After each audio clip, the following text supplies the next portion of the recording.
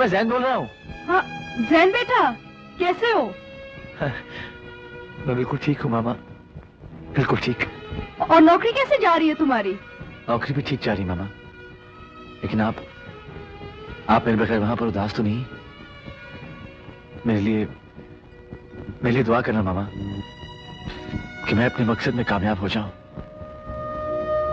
मेरा प्यार और मेरी दुआएं तुम्हारे साथ हैं बेटा। वैसे मैं तुम्हारे बगैर बहुत उदास हूँ। आप उदास ना हो मामा, आप मेरे पास नहीं होती है ना तो मुझे यूं लगता है कि मेरे सर से आसमान हट गया है। I miss you, Mama. I miss you.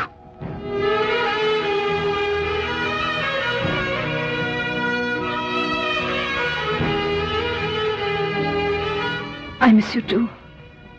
I love you, Mama. I love you too, beta.